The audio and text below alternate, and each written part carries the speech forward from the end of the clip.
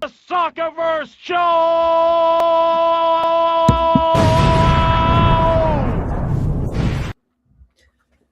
And we're back. Hello, Soccerverse Show. What are we? Third show of the year? How are you doing? Yeah, I'm doing good. Good. Pleased to hear it. So, got quite a lot of changes. So, still not had the first game. So, that's happening on Saturday. Yeah. First league game. There have been some cup games, but not for us. First league game for everyone. But there have been some updates. So, why are we looking at Chris Wood? What can you tell us about Chris Wood? Christopher Wood. I'm pretty sure he plays for West Ham in real life. No, Newcastle.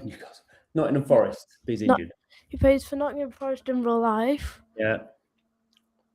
So we were having a look at loads of Premier League players, and you came across Christopher Wood, who, when you bought him, he was 0.02. 0.02. That's pretty cheap. Yeah, pretty cheap.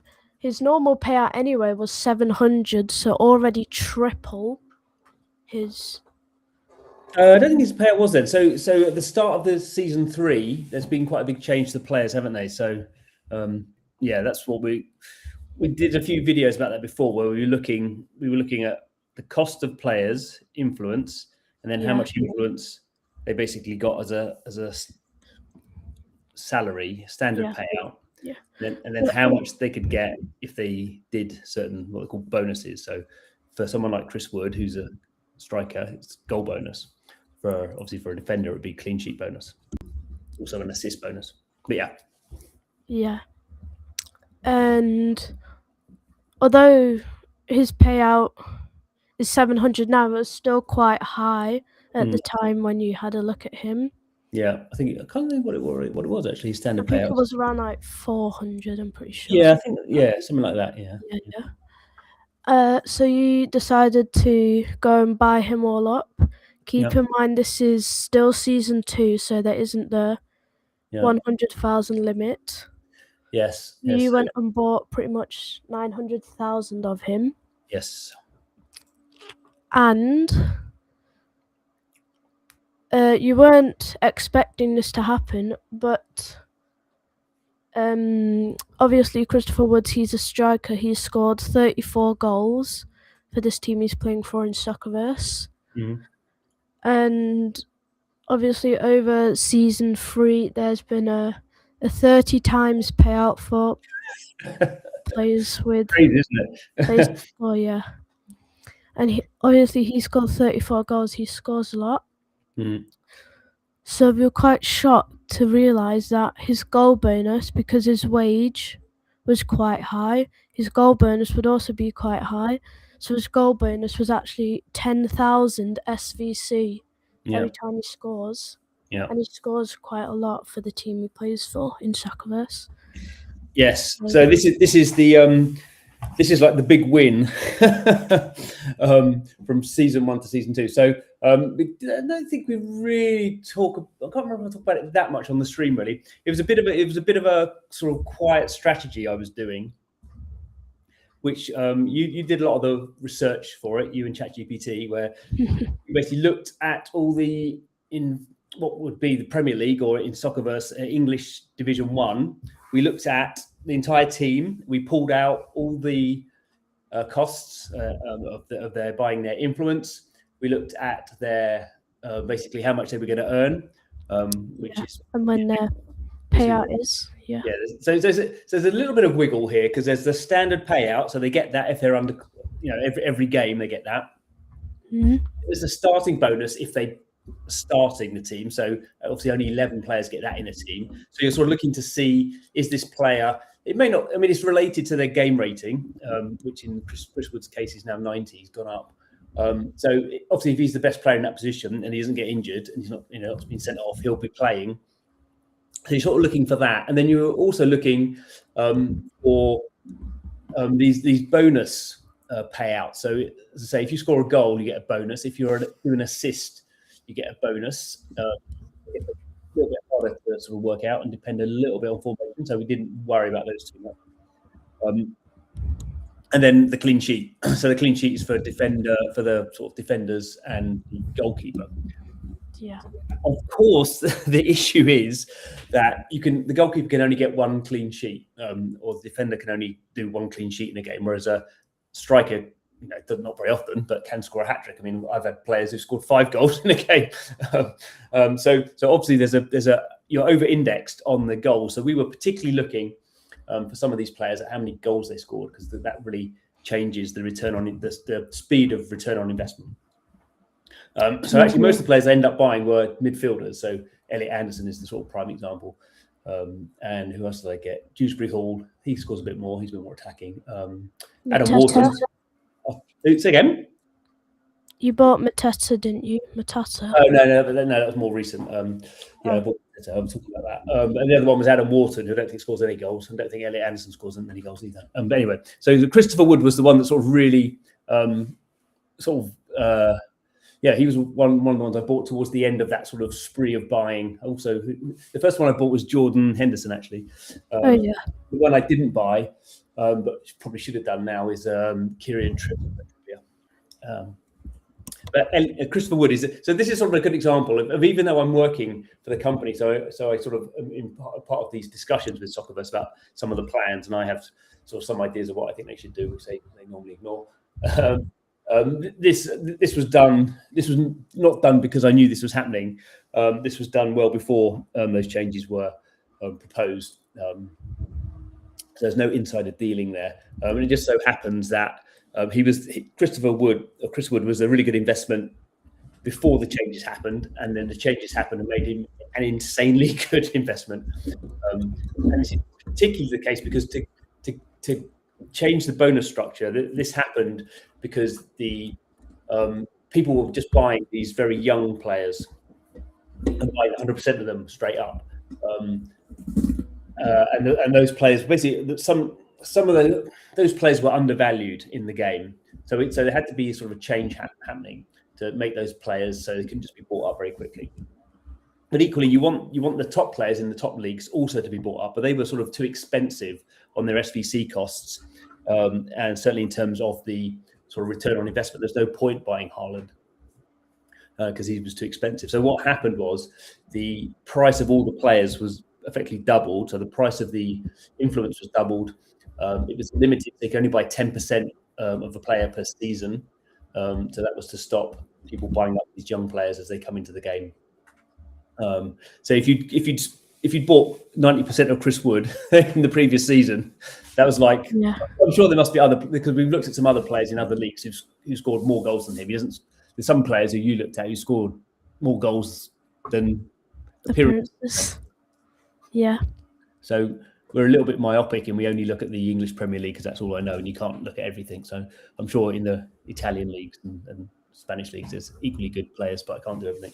But this is an insane one. So I'm really looking forward to this season to see how much. I can't remember. I have to look it up. How much SVC I spent on Chris Wood. It might have been. Well, no, I can't. Can I look it up? Maybe if I still got the. I don't know if I've still got it. I think I've deleted all that stuff. See if I can find it. No. Chris Wood here. Yes, his weekly payouts were 4. Oh no, maybe I've updated that one. No, his weekly payouts were 340 when I bought him. Yeah. I think your screen's a bit frozen. My screen's frozen. And I'm looking at something else. I'm not changing. Oh, okay. So how much? Let's do some quick math on the. So if I bought, I think it was about. Was it 90% of him? I can't remember. Yeah, you bought 900,000, but you traded some of that off. Yeah, I traded some of that off. So yeah, basically, no, that can't be right. Yeah. Yeah. So basically, he was like 26,000. I think 26,000. So he'll pay back in 2 goals. Of course, the problem is now you're going to get all this SVC. And it's not very clear what you do with it, because a lot of the good players, particularly the strikers, are now the 10% has been bought up. So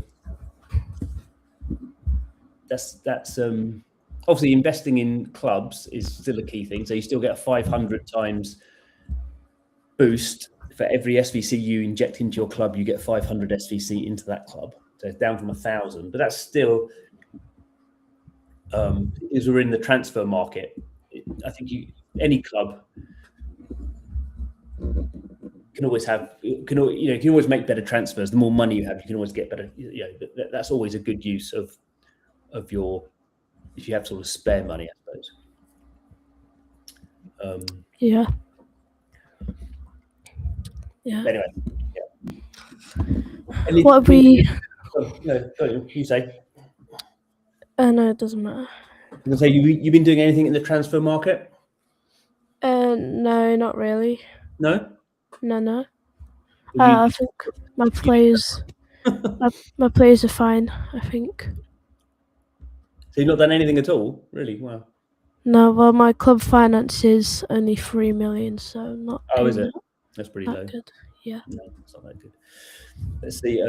Yeah.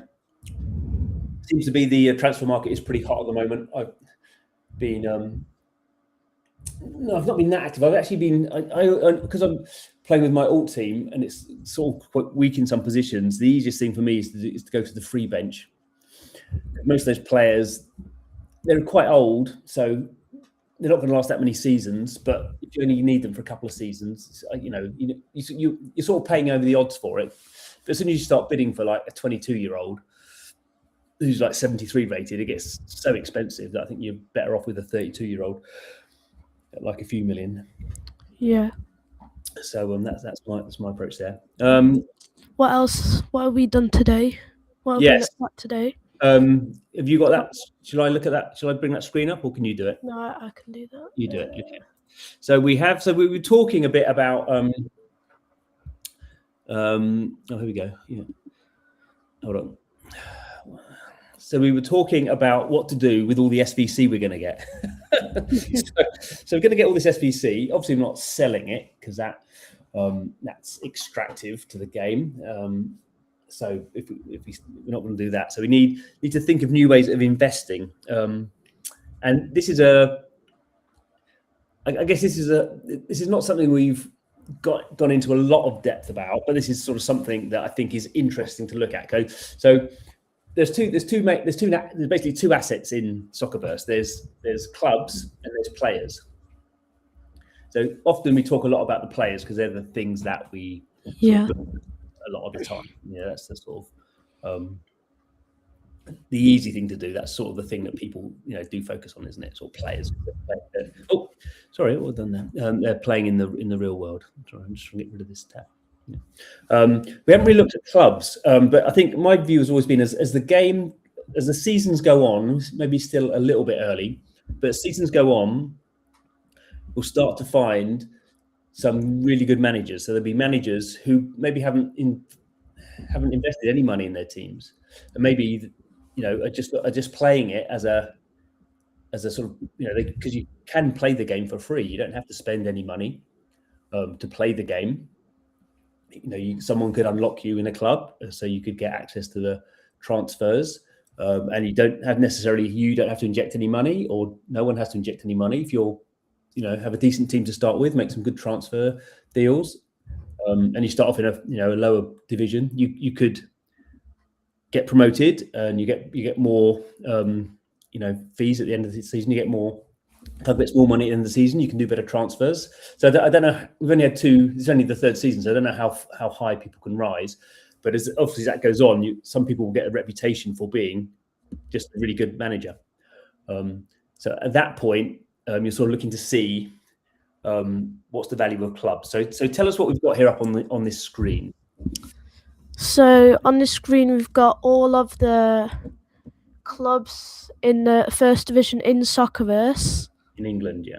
Yeah, but not in real life because if anyone's noticed Aston Villa's not there, which... It's funny. Who we got? It's funny, isn't it? Because obviously it started off a year ago with all the correct teams, and we've still got Luton. Actually, did Luton get promoted? No, Luton stayed up for. They were 17th, so I think they were. Yeah. Yeah, we got Derby and Derby promoted, weren't they? I think. Yeah. Yeah. Coventry have Coventry's come up from Division 2. Yeah. Do we have where's Brighton? It's Brighton. Brighton. Yeah, Brighton. Brighton are in the Premier League. Wolverhampton Wanderers are in the Premier League. They're going to get relegated this season, but they're not in this one, are they? No, they got relegated. Did they? Oh, yeah, they got relegated. Sunderland aren't there, obviously, either, are they? So. No. Sunderland wouldn't have got promoted, probably. Obviously, Sunderland got promoted into the Premier League. Yeah. This season, but they didn't get promoted into Soccerverse English. Yeah, Brighton did also get depromoted or go down to League Division 2, and now they've come back up. Oh, have they? And Leicester is the other one, isn't it? Leicester. Yeah, Leicester. They're doing right. They're a bit odd because Leicester, they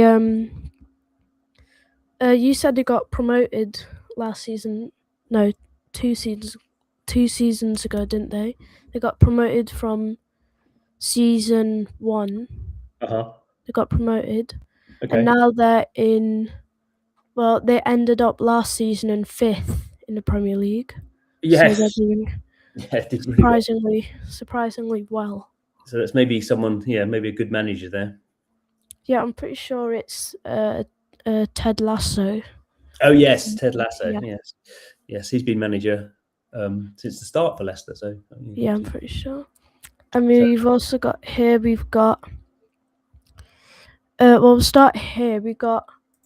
So what I did, with the sheet, I went on Soccerverse, went through all of these teams, added up approximately, not exactly, but I added up the total influence.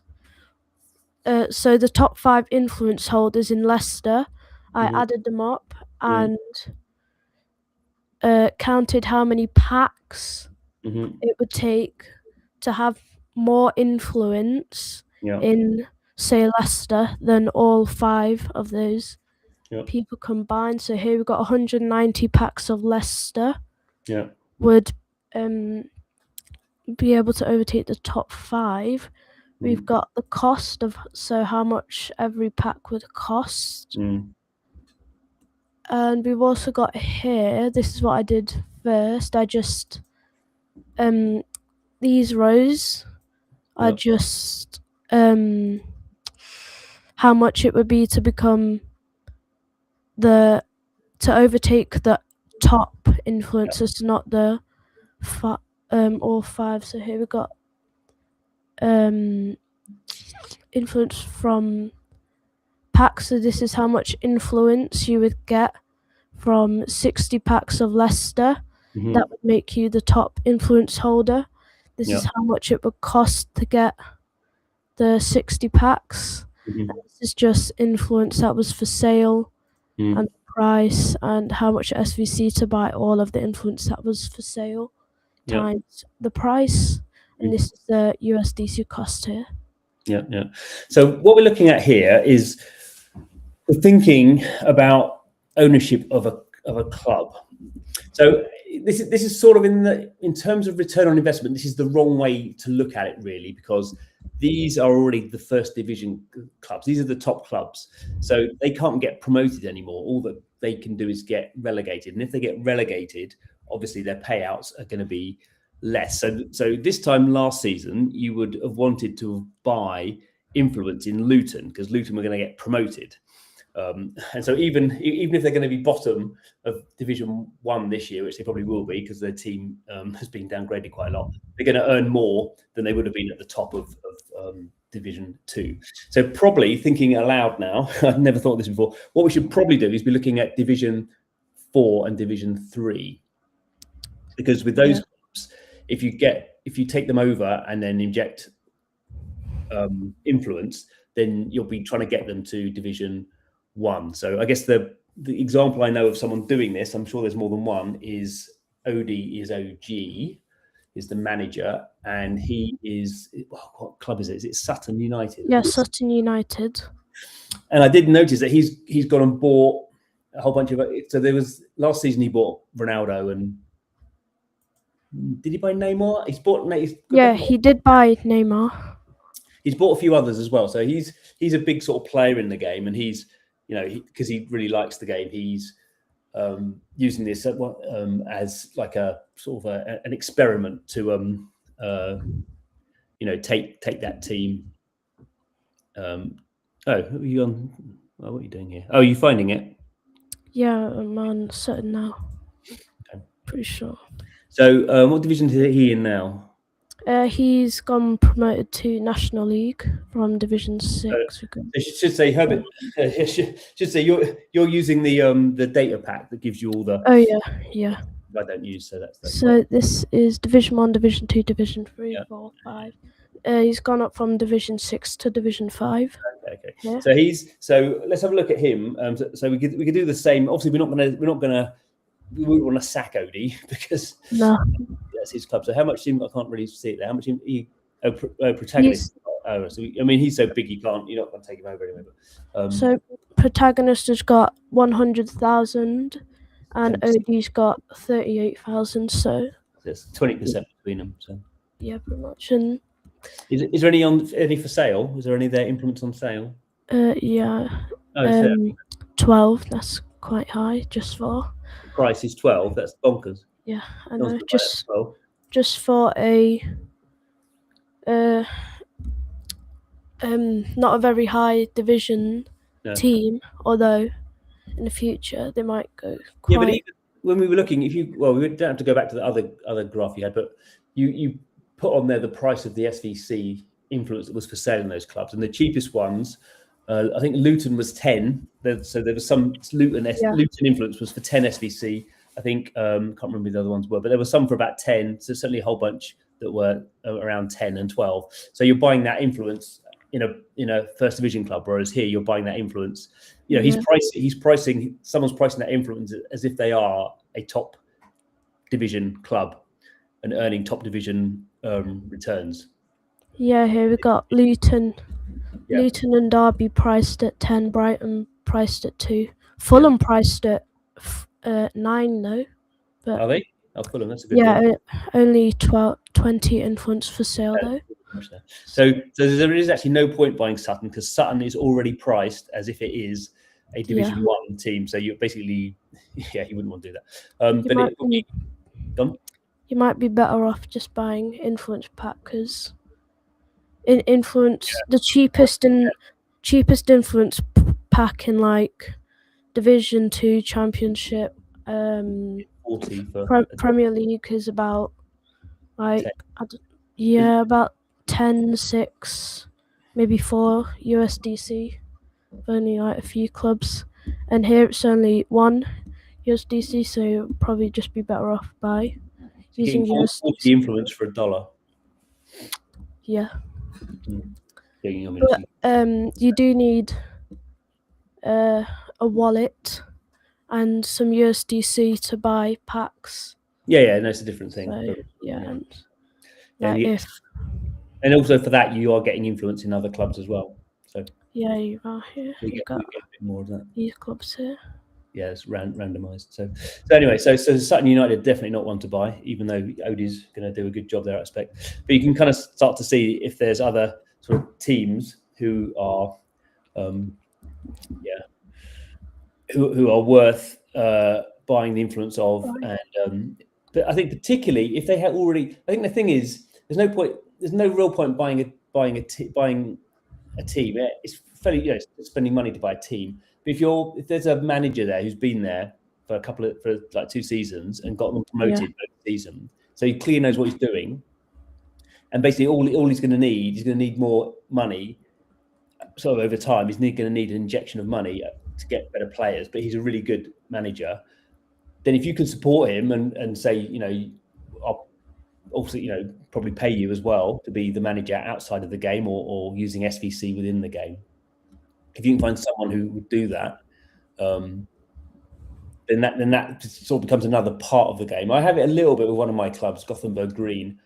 Who, I don't really talk to the guy very much, but I'm the biggest influence holder in that club, but I'm not managing it. Someone wanted to manage it for me, and he got quite close to being promoted last season, but didn't. I think he was 4th in Swedish Division 2. Yeah. But he's played all season. The start of last season, I said, "Do you want me to inject some cash so you can do some transfers?" And he said, "Yeah, I shouldn't say he, but could it be she?" Obviously, but he said no, he didn't. So that was a bit odd. Occasionally, I send him a bit of SVC, but nothing sort of formal. I said I'd send him some if he got promoted, but obviously he didn't. So didn't send him any for that. And at the start of this season, I've actually said again, how's it going? What's the sort of plan? He's not got back to me. So if I wanted to, I could kick him out, but he's. I won't do because he's playing the game, and it's didn't get promoted, but wasn't far off. So it is interesting. Over time, you'll get those roles. I think will become more. Those situations will become more interesting. At the moment, it's still sort of too new a game. But I do think we will see. Not just individuals, but you could see groups of people coming together to take over a club, and it would be Man United supporters coming over wanting to take over the club in the game as the game gets more popular. That sort of stuff will happen that people outside of the game will want to take over their club in the game, and we see that a little. We see that a little bit. We've seen, and particularly with the with Leeds United. I assume it's still that character, but there's a account called Leeds We Are, something like that. It's not. Yeah, Leeds Are We. Leeds Are We. And he came in, and was he? I can't remember what club he took over. He took over. We can actually check here. We can check it, yeah. But he was clearly, that was his account name. He came in and started managing another club, and then quite quickly he basically brought up loads of influence in Leeds, and then kicked the guy out. I don't think he did a nasty one. Yeah, I'm pretty sure we can check here. Yeah, he can do it. Yeah, we've got here. Newport, Dunstan, Taunton's right. Then we got Leeds here. And then he finally decided to take over Leeds because that's his team. So it's sort of interesting how sort of players do, choose those teams. And sometimes people choose the teams that they're supporters of, but they're not very good managers in the game, so they actually get kicked out by the other shareholders. So you sort of have to find the team that you like enough to manage, but maybe not your favourite team in real life because there's only have one manager of Liverpool or Arsenal. Yeah. Newcastle. So anyway, okay. So how do you think you can do this season? You sort of you weren't close to getting relegated, but you were down the bottom of the league last season. So how do you think you can do? My goal this season is top 10, especially with my player boost. You got really it's just ridiculous. Yeah. You should be. Yeah. No, you don't. Should probably be above 8, maybe. Yeah, you should be top 5. Yeah, maybe even top 5. Yeah. Yeah. And you got them all. You have to make sure they're contracts. Yeah, you can check here contract length. You got a few on one. Any? Yeah. Yeah, you got a few. You're gonna have to don't lose them. No, probably not. Just renew their contract. Yeah. I'm not sure for me. For Bolton, I also got relegated last season down to English Division 4. So I'm trying to strengthen my team, but I'm not spending actually that much.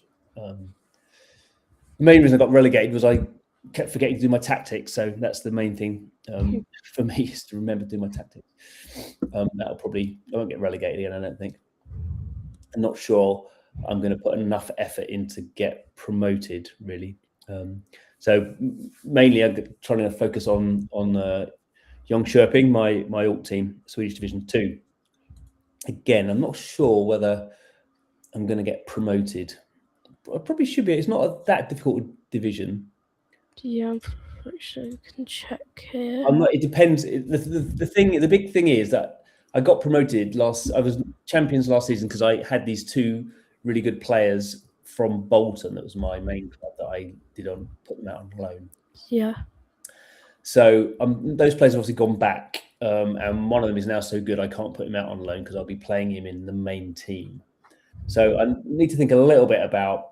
So I have started doing transfers, not spending tons of money,